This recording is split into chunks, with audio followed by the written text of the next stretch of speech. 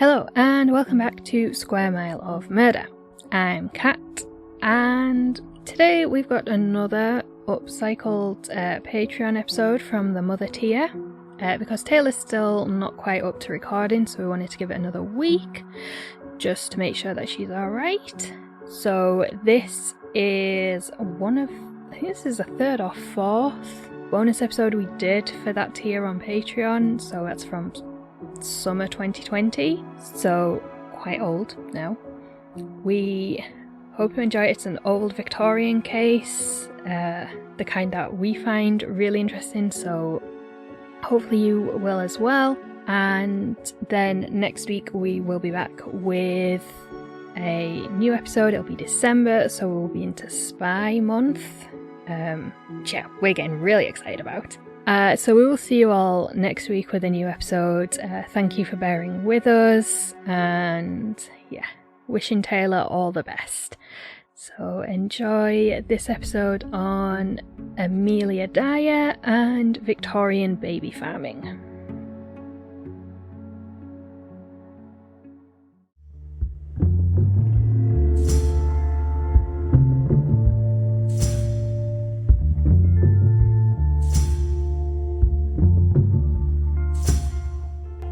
I'm Taylor.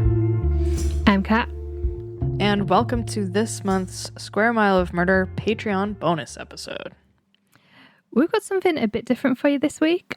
Rather than focusing on a specific case, we're going to look at the concept of baby farming during the Victorian era and how it led to the widespread murder of children across Britain.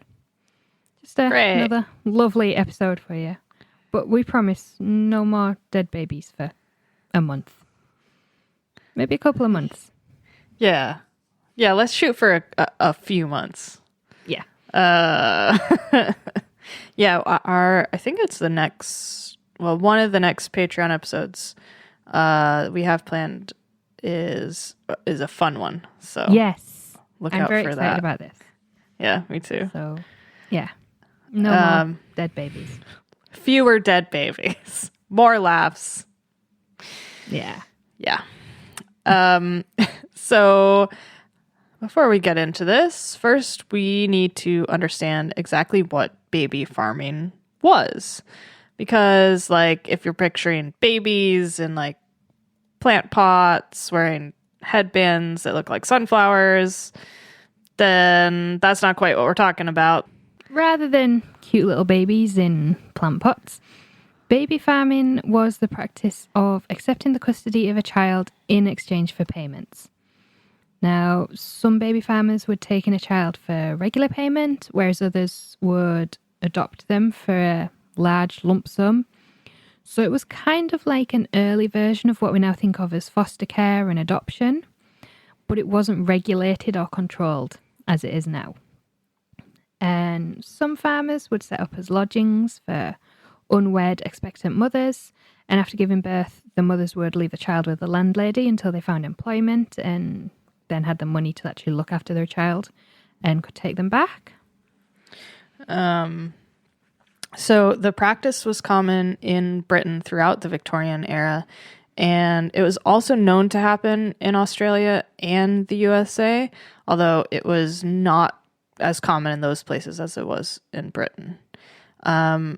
And while there were many reasons for a woman to put her child, quote, out to nurse with a baby farmer, the most common was illegitimacy and the social stigma that went along with having a child out of wedlock. Other reasons included mothers being unable to afford to take care of their children, so they would send their child to the baby farmer so they could go and work full time. Now, in the case of illegitimacy or lack of money, the mother would usually pay the farmer periodically for the child's care, with the aim of eventually taking back their child when they'd found stable work, or if they remarried or got married and could move somewhere with nobody knowing that the child was illegitimate. Mm-hmm. And some mothers, did genuinely intend on taking back their child once they were in a position to do so. And they also tended to visit the child when they could, spend time with them. but there were many who had no intention of ever taking their child back and essentially paid the farmers to adopt their child permanently. Yeah. And I mean, there's no judging here. There's a judging-free zone. Oh, absolutely. For all choices of all shapes and sizes. All these women had their reasons, just like people have reasons today for putting a child up for adoption or having an abortion or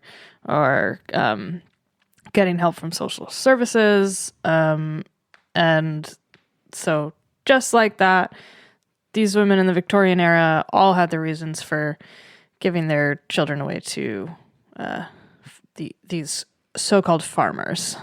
And when these women handed over their child to the baby farmers, they thought they were leaving them somewhere safe. But as it turned out, their children were anything but. Yeah, so one interesting little factoid that I found out when I was doing research for this was that the upper classes were actually well known for putting their child out to nurse, which is the proper term for sending your child to a baby farmer, because the term baby farmer was used as like an insult and mostly kind of like in retrospect, like a farmer would never advertise themselves as a baby farmer. Hey, come drop your babies here at the baby farm. And so upper class families would give their newborns to middle or lower class women in their village or local area and pay them to nurse them, kind of like a wet nurse. Yeah. And then they would take the child back when they were around the age of like 4 or 5. So they basically gave their child away until they were potty trained and had been taught table manners, etc. I mean, I have to say, I don't think that's such a bad idea. Like, give me the child back when it's mildly self-sufficient and I'll be able to manage a lot better. I mean, I would say the same, but I'm not maternal in any way and I've no intention of ever having children. So yeah, so we're maybe not the best authorities. Like, okay, when it's old enough to wipe its own ass, I can look after it for an hour or two. Exactly. But the English author Jane Austen and her siblings were all put out to nurse and not taken back by their parents until they were about 3 or 4 years old. And I could only find one source on this because I didn't have time to read the whole Jane Austen biography, which talks about this. But apparently, Jane Austen and her siblings had at some point talked about the emotional distance that this created between them and their parents. Could easily understand how that could happen. Yeah, especially when you think back to the Victorian age, children were still possessions. They weren't people of their own. So basically, just don't be a child during the Victorian era is what we're saying here. So that's our hot tip for you all now. Just don't be a Victorian era child. Yeah. Totally relevant advice. So when mothers offered farmers a lump sum to look after their child as opposed to regular payments, the money often wouldn't go very far, and the farmers were left with a child who they now had to pay to raise rather than someone they were being paid to raise. And this is where some of the more unscrupulous farmers found a way to solve their problems and even make money doing it. So basically, these children were worth more to the farmers dead than they were alive. But before we go into this, first we need to look at something else that was going on at this time. Something that I was going to describe as an epidemic, but that seems like the wrong word in the current global climate. Womp womp. And I have seen it described as an epidemic in multiple places, but yeah. Anyway, during the Victorian era, poisonous substances such as arsenic, strychnine, cyanide were widely available. And we touched on this during the Madeline Smith episode, in which her lover Pierre-Emile Langelier died from arsenic poisoning. And these poisons were available everywhere and in everything. Yeah. And actually, we just recorded an episode where someone supposedly tried to buy some cyanide. Yeah, prussic acid. Yeah. Cyanide and strychnine were popular choices, and they were found in household items such as wallpaper, paint, rat poison, or you could just like buy them over the counter at a chemist or drugstore. Strychnine was for a number of years used as a performance-enhancing drug in the 19th and 20th centuries, and it was thought to stimulate the body in the same way as caffeine. Don't think that worked somehow. Stimulate it to death. Strychnine was known to have a bitter taste, and cyanide also smelled and tasted like bitter almonds.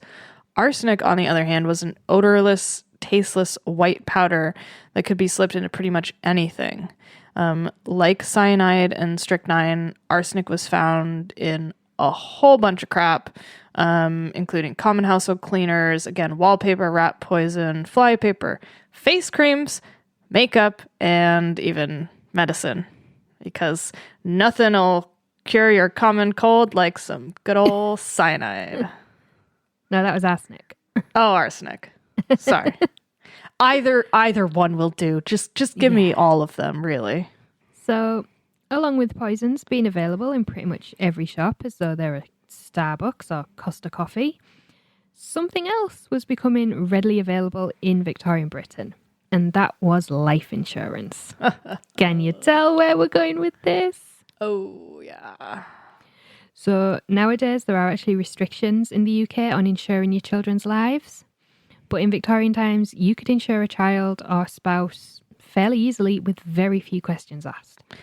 I've seen cases where like people literally just had taken insurance policies out on everyone.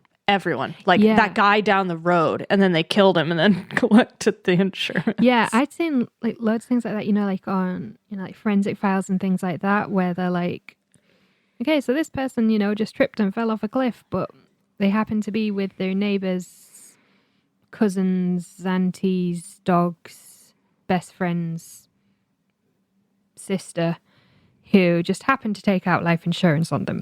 Yeah. So just to sort of sum up here, we have unregulated fostering and adoption systems in the UK, a tasteless, odorless poison, which is available everywhere, and cheap and easily attainable life insurance with no questions asked.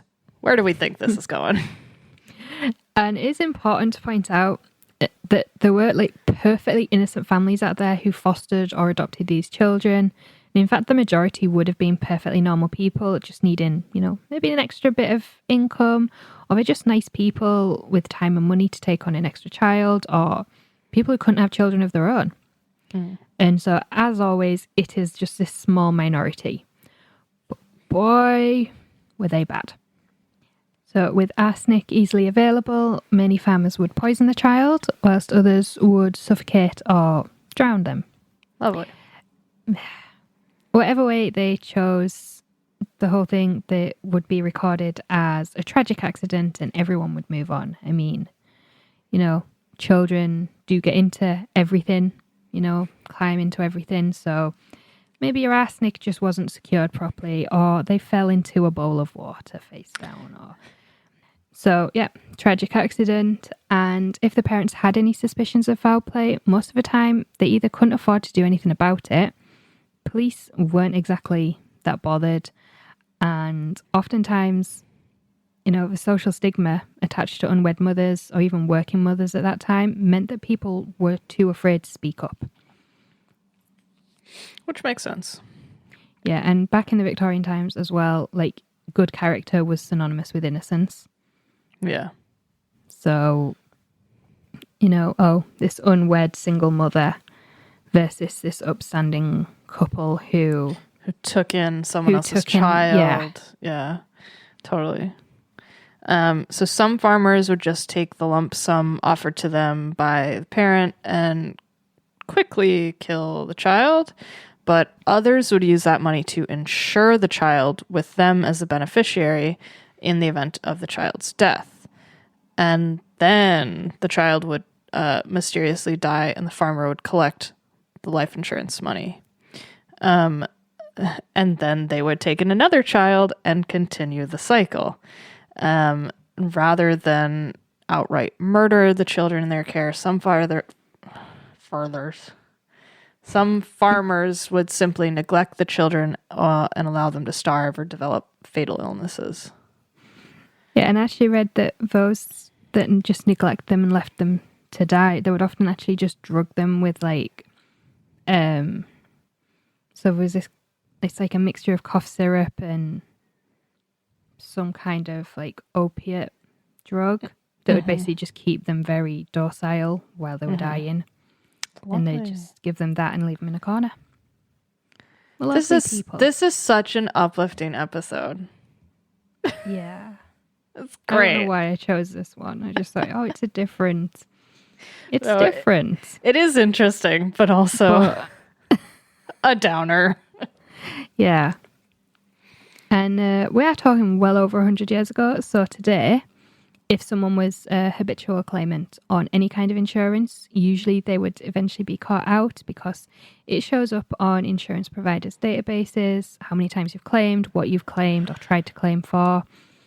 And in the case of like an unusual or suspicious death, police would put insurance companies on notice. And what that means is that if police are suspicious about someone's death or a crime that you could claim against, such as, say, your house being broken into, they give insurance companies notice to contact the police if you make a claim, so that then they can see, it's kind of circumstantial evidence if you're already building a case against someone. Yeah. But back in the Victorian era, these kind of databases, wide-scale communications, everything like that just didn't exist. So you could easily just insure each child with a different insurer, go around the town to different insurers, and nobody would really be any the wiser. So baby farmers also quite often had a tendency to move around to avoid detection. Because even in Victorian times, like the locals would start to become a little bit suspicious if all the children in your care were always just dying. Yeah, I mean, even if the insurance companies didn't catch on, somebody would notice. Yes. Yeah, exactly.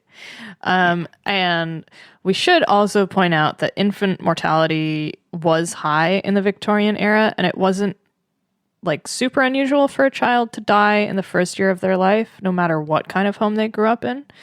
But I mean, that said, eventually people would become suspicious if all of the children that came in and out of your house were dying. So by moving around, the farmers could avoid detection for a long time, as well as being able to use different insurance companies to take out policies on the children.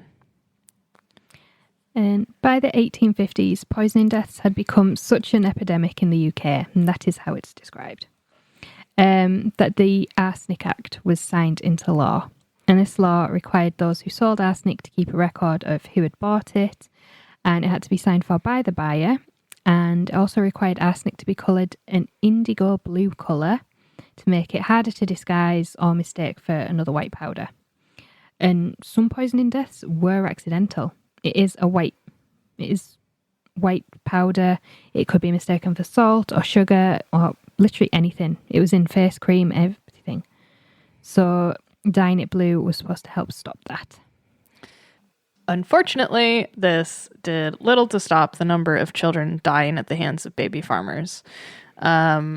Because, like we said, there are a number of ways in which the farmers could kill children in their care. And fostering and adoption carried on unregulated for decades. However, throughout the 1860s and 1870s, a number of undercover investigations were carried out by British newspapers, including The Times, and articles appeared in the British Medical Journal on the dangers of unregulated baby farming. One of these articles stated that, quote, "My conviction is that children are murdered in scores by these women, that adoption is only a fine phrase for slow or sudden death." In 1872, following articles in the British Medical Journal, British Parliament passed the Infant Life Protection Act in an effort to regulate fostering and adoption.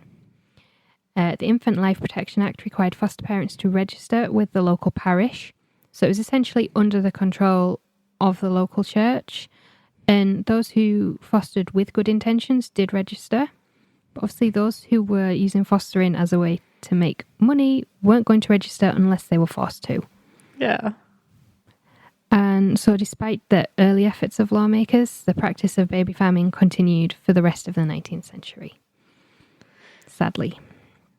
Yeah. I mean, they're just going to not register. So the Infant Life Protection Act of 1897 finally gave local authorities the power to control the registration of nurses responsible for more than one infant under the age of 5 for a period longer than 48 hours. 11 years later, the Children's Act of 1908 said that, quote, no infant could be kept in a home that was so unfit and so overcrowded as to endanger its health, and no infant could be kept by an unfit nurse who threatened, by neglect or abuse, its proper care and maintenance. And finally, with the Children's Act and later the Adoption of Children Regulation Act, adoption and foster care was gradually placed under state regulation, and baby farming went into rapid decline. So as we said, this is mostly a British, or mostly known to have happened in Britain, although it did happen in plenty of other countries, just doesn't seem to have been as widespread. Mm-hmm. In Scandinavian countries, baby farmers were known as angel makers, and Minnie Dean is the only woman ever to be executed by the state in New Zealand, and she was a baby farmer and had been found guilty of infanticide. Interesting. So, yeah. And it is impossible to know how many young lives were lost due to the greed of Victorian baby farmers, with infant mortality so high anyway at this time and lack of regulation. However, there was one particularly prolific baby farmer named Amelia Dyer, a nurse who is believed to have killed as many as 400 babies and small children over the course of 25 years. Jesus. Yeah. That's more than one a month. That is 1.3 a month. Yikes. Amelia Dyer was born in what is now suburban Bristol in southwest England in 1836. She was the youngest of 5 children born to Samuel and Sarah Hobley. At the age of 24, she married her first husband, George Thomas. He was 59, but on their marriage certificate, he claimed to be 48, and she claimed to be 30 to reduce the age gap. No, I don't know about you, but I'm in no rush to add extra years onto my age. I know, I mean... Like, I had an argument with my mother the other day because she said I was 30 this year, and I was like, I am 30 next year. She was like, oh yeah, I was like 1991. Excuse you. Yes. Yeah, I don't know, like, I could maybe see, like, understand him lowering his age. Yeah. But it's already a huge difference. Why not just, like, the 6 years isn't really... Yeah, even then, if he's claiming to be 48 and she's claiming to 30, that's still 18 years. Yeah, between it's still them, so much. So why not just go for it? So following the wedding, Amelia began training as a nurse, and during her training, she met a midwife called Ellen Dane, who introduced her to another, easier way to make money. Ellen told Amelia that she could make good money from letting rooms in her home to unwed expectant mothers and then farming off the babies for adoption, fostering, or allowing them to just die of neglect and malnutrition. Great. So one thing we didn't mention earlier when talking about unmarried mothers having to leave their children with baby farmers so they can find work was that in 1834, The Poor Law Amendment Act removed financial responsibility for an illegitimate child from the father. So they were the sole responsibility of the mother. Well, that's dumb. Fuck that shit. Some farmers were able to negotiate £80 to nurse a child from a well-to-do family who wanted to keep quiet the birth of a child out of wedlock. So this might not sound like much to us now to take on someone else's child, but £80 in 1869, which is when Amelia Dyer started operating, would be £9,500 today, or $11,700. That's quite a bit. That's actually quite a lot of money. Yeah. Amelia didn't act on the knowledge imparted to her about baby farming by Ellen until 1869, when her husband George died, and he left Amelia with a young daughter and no income. So, keen to make money, Amelia began taking in expectant mothers. She also advertised to nurse and adopt a baby in return for a substantial one-off payment and adequate clothing for the child. In her advertisements and meetings with potential clients, she assured them that she was respectable and married, and that she would provide a safe and loving home for the child. In 1872, she married William Dyer, and the couple had 2 children together, Mary Ann. Mary Ann. Oh, and yeah, okay. Mary Ann and I was like, this is a William long person. Mary Ann and William Samuel. No, Mary Ann and William Samuel. Let me start that again. The couple had 2 children together, Mary Ann and William Samuel. But Amelia left her husband at some point. We're not entirely sure because, Victorian era records are pretty sketchy. From what we could find out, it was after leaving her second husband that Amelia found herself once again without an income. And that is when she... Oh, half the script has disappeared. I'm gonna guess. On. That is when she turned to baby farming. There you go. There. Okay. So, that is when she joined the circus. Well, could be fun, you never know. At the beginning of her baby farming career, for lack of a better word, Yeah. Scheme, murderous rampage, Yeah. throughout southern England. Although it's not really a rampage, it's more of a... It's like a slow burn, kind of. Yeah, it's like a prolonged torture. It does seem that she actually cared for the children she took in, but then pretty soon she decided to forego the expense of actually feeding the child and just let them starve to death. Yikes. But soon enough, even that was too much effort for her, and she began just straight up murdering them babies. Pretty much as soon as she took custody of them. Dyer was arrested in 1879 after a doctor became suspicious of the number of infant deaths she had asked him to certify. However, she was sentenced to just 6 months hard labor for neglect rather than murder or manslaughter.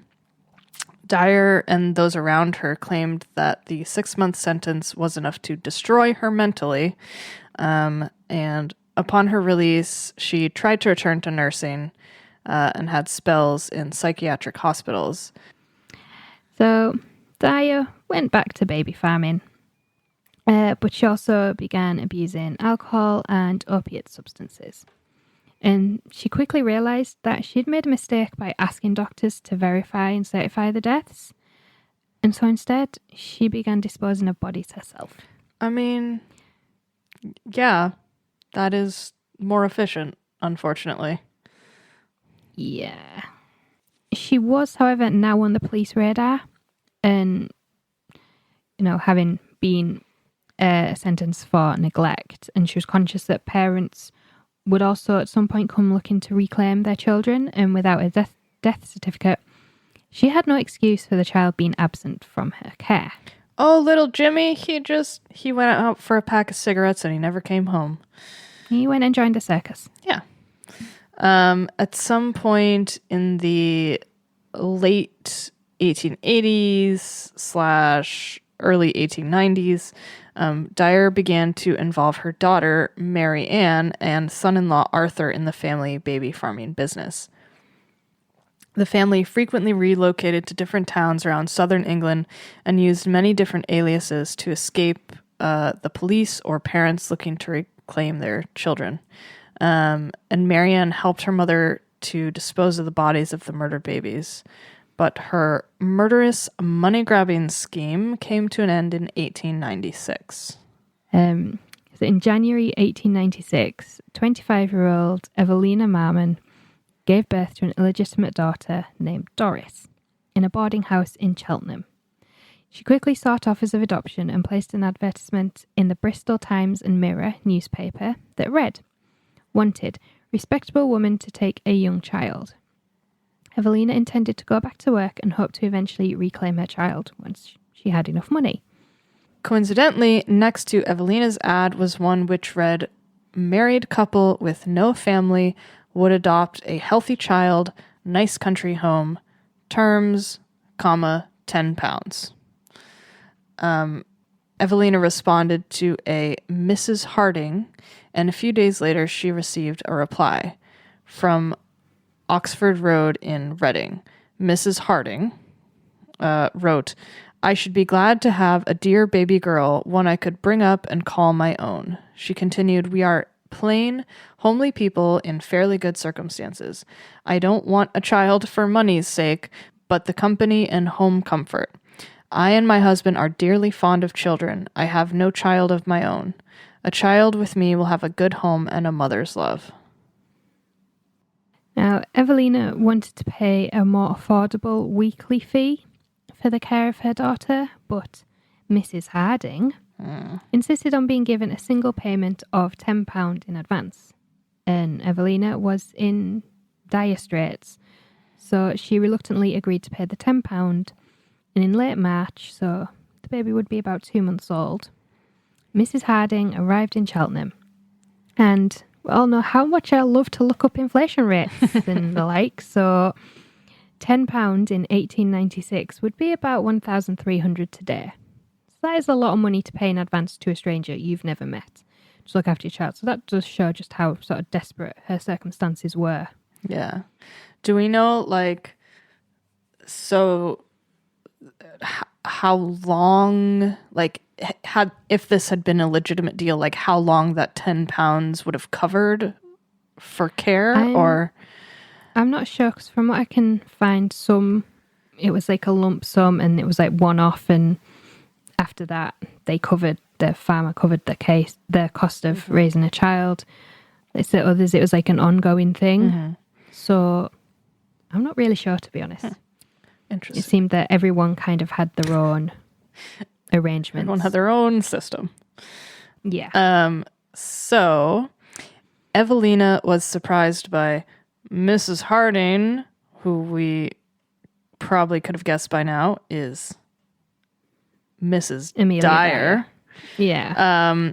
So Evelina was surprised by Dyer's advanced age. She was about 60, although nobody is sure of her exact birthday. And Evelina was surprised by her stocky appearance.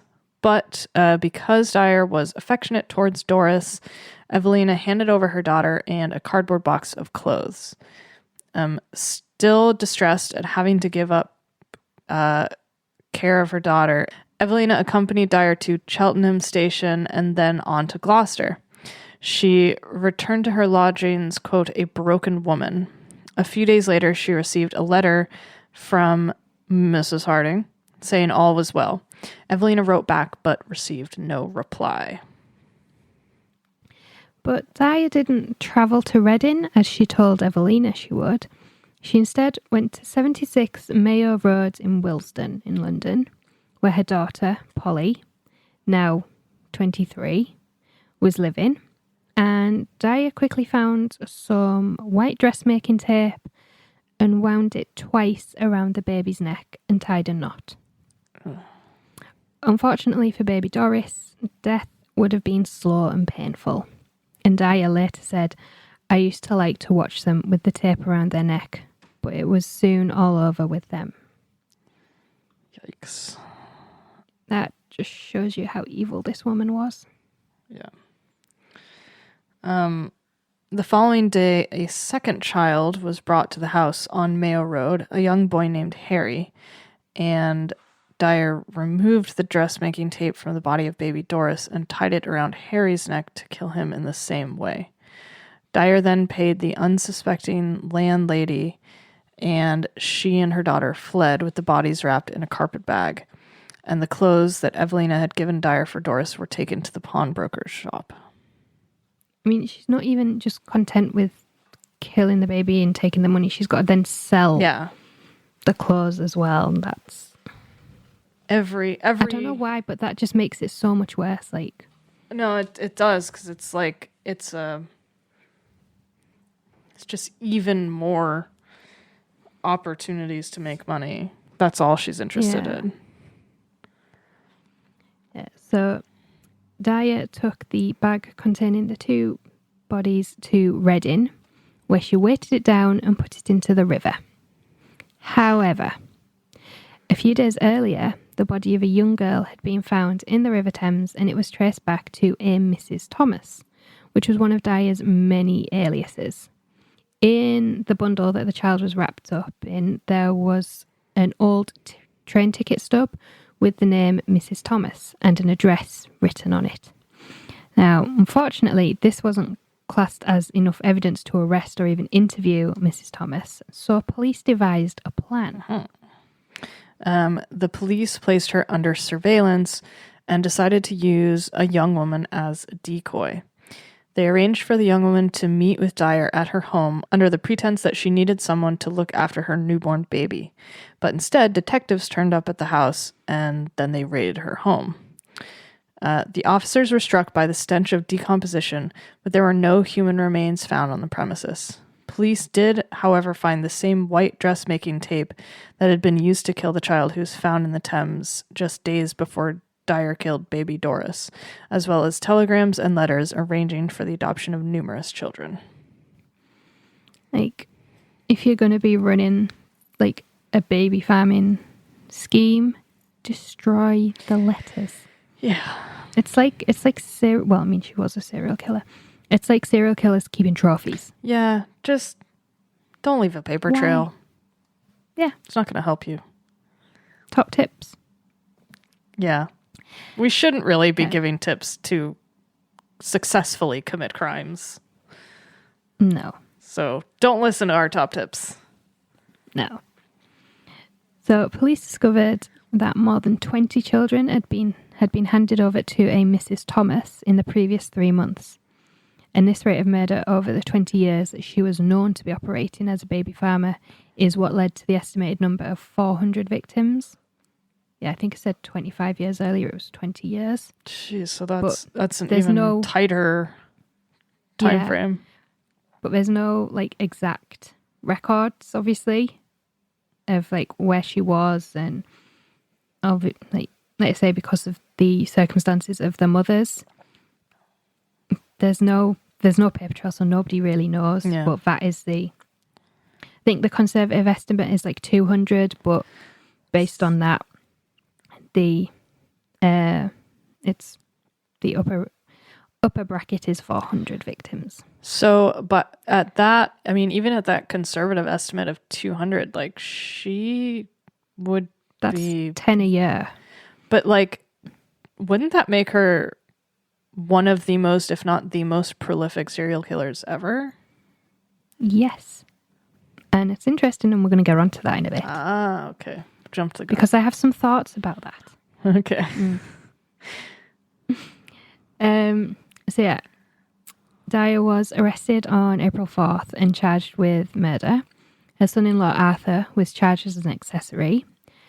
And during April, the Thames was dredged, I don't think the entire river was dredged because I can't remember how long it is. It's a big old river. It's this big. Yeah. So I'm guessing it was parts around Reading. Yeah. Where she'd been known to dispose of bodies. And 6 more bodies were discovered during dredging, including her last 2 victims, Doris and Harry. Each baby had been strangled with white tape, which Dyer later told the police, quote, was how you could tell it was one of mine. Ugh. Wow. And 11 days after handing her baby Doris to Dyer, Evelina Marmon identified her daughter's remains. I mean, that is just heartbreaking. Like, you read, like, she was already, like, broken by having to give her daughter up for a period, like, until she was, like, financially stable and could provide a good home and thought she was, like, doing the best thing. And then, like, less than 2 weeks later, Yeah. No. she's got to identify her remains. That's horrible. Dyer was held at the Reading jail, spelled Gaol, like the fun olden days. Pronounce it Gaol. Gaol, yeah. She was held at Reading jail from her arrest until her trial on May 22nd. During the 7-week period, she wrote a confession letter exonerating her daughter and son-in-law. Saying, quote, neither my daughter Marianne Palmer nor her husband Alfred Ernest Palmer, I do most solemnly declare neither of them had anything at all to do with it. They never knew I contemplated doing such a wicked thing until it was too late. I am speaking the truth and nothing but the truth, as I hope to be forgiven. I and I alone must stand before my Maker in heaven to answer it all. Witness my hand, Amelia Dyer. Very verbose.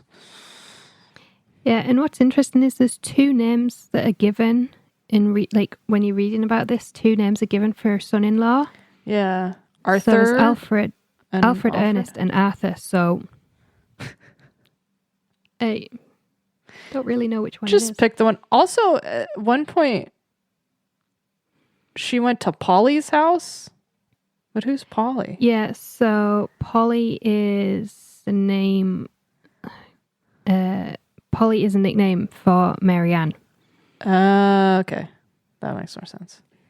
So yeah, lots of names. Yeah. And at her trial at London's Old Bailey on May 22nd, Dyer pleaded guilty by reason of insanity to the murder of Doris Marmon. Her defence team offered her 2 stays in psychiatric hospitals in Bristol as evidence to support the insanity plea. But the prosecution argued that Dyer's mental instability had been a ploy to escape detection, as the stays in hospital coincided with times that she thought her crimes were about to be exposed. And it took the jury only 4.5 minutes to find Dyer guilty. And she was sentenced to death by hanging.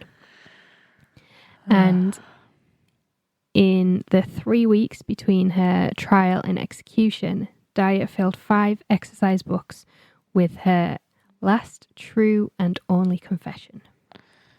Oh boy. Well, if her declaration of, exoneration for her daughter and son-in-law are any indication, I'm pretty sure that there were only about 5 sentences in all 5 of those books. Yeah, like come up for air sometimes. Exactly. And think about what you're saying, and could it be said in a much simpler way? You're not being paid by the word. Must you use 6 words when 1 will do? So the night before her execution, Dyer was visited by the prison chaplain, who asked her if she had anything to confess. She handed him the 5 books and asked, "Isn't this enough?" I mean, yeah. I think you're actually supposed to go into the confessional and confess with, like, your voice. Yeah. Like, don't make him read. He came to you. At least give him the courtesy of just talking to them. Yeah, it's not like a get out of free get out of jail free card where you're like, okay, I'll just think my confession and God will read my mind. It's fine. It doesn't work like that. So some have speculated that this may have been in an attempt to delay her execution. But if that was her plan, it definitely didn't work. Because on Wednesday, June 10th, 1896, Amelia Dyer was hanged at Newgate Prison in central London. She was asked on the scaffold if she had anything to say. She said, "I have nothing to say," before being hung at exactly 9 a.m. Sadly, we will never know how many children died at the hands of Amelia Dyer, and although the official estimates do range from 200 to 400, she was only ever convicted of the one murder.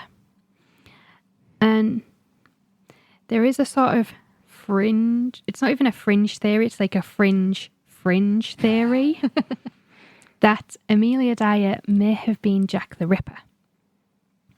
So the Jill the Ripper theory that the murderer was a woman has always kind of been around, and there are a few who believe that Dyer murdered the 5 canonical victims during botched abortion attempts, and that she may have killed many more women. Although there is no real evidence of any sort to link Dyer to these murders in Whitechapel. This is literally speculation based upon the fact that she was a serial killer operating at the same time, and that she was known to operate in the London area. And the other reason I find this interesting is because Jack the Ripper is credited, if that's the right word, as being the first serial killer of the modern era, but Dyer was operating, well, sort of much earlier. No. But also crossed over the same time period. So she started in the 60s, the 1860s, through to the 1890s, whereas Jack the Ripper was known to operate in 1888? I think so. So she actually covered a wider time and geographical space, and killed as many as 400. So I just find it interesting that she's not considered a serial killer because she's only been convicted of the one murder, despite confessing to many more and there being evidence of, let's say, well, up to 200. At the very least. Just from right before she was arrested, that's 8 alone? Well, 6 or 8? Yeah, they found the 6 bodies in the river. Yeah. Plus the one that had already been found. Yeah, so 7. Yeah, so that would make her one of the most prolific serial killers in history. Yeah. But easily. She's not considered. And once again, just a man taking credit for things. How dare they take this away from women? Just what you want to be known for. Yeah. Yeah, well, I was immediately struck by the number, and that that is a huge number of victims that would definitely make her one of the most prolific serial killers ever, if not the most. Yeah, that we know of anyway. And that is interesting that she's really not considered a serial killer just because of the circumstances of her trial. Yeah. So.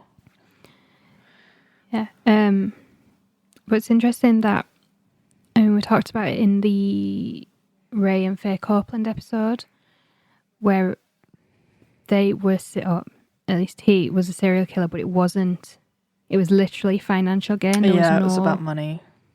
There was no emotion behind it, as there is in most serial killers. So that's interesting. Yeah. Just a really, really bad woman. Yeah. Not a good woman. And not not a good practice. Yeah. No, and her daughter actually carried on the family business after her. Great. Yeah. Was she ever caught? So, I'm not sure. I don't think so. I think she kind of gave it up. Well, that's good. Or was she? No, sorry, I lied. She was She was on trial a couple of months after her mother, I think. Yeah, there was various suspicions in the years following that her daughter was still doing it, but she at some point was up on trial in association with her mother's crimes. Jesus. Despite, you mean that the affidavit that was so clearly legally sound didn't convince anybody? Go figure. Yeah. And on that note, that is the case of Amelia Dyer and the sort of general practice of Victorian baby farmers. Oh boy. So let us know what you think here on Patreon or on social media. You know, I can't even make a quip about like, would you farm your baby? Because no, you wouldn't, dear listener. You are better than that. I mean, if you put them in a plant pot and dress them up like a sunflower, that's acceptable. That's acceptable. You can, as long as you don't leave them out in the rain. You can Cabbage Patch doll your child. Yeah. Which might even be too old a reference these days. And on that note, thank you for listening. And we will be back next Wednesday with a new episode of Square Mile of Murder. Yes. Or Tuesday for our Patreon. Yes, you'll hear it here Tuesday. Yes. So thank you and bye-bye. Bye. See you next time.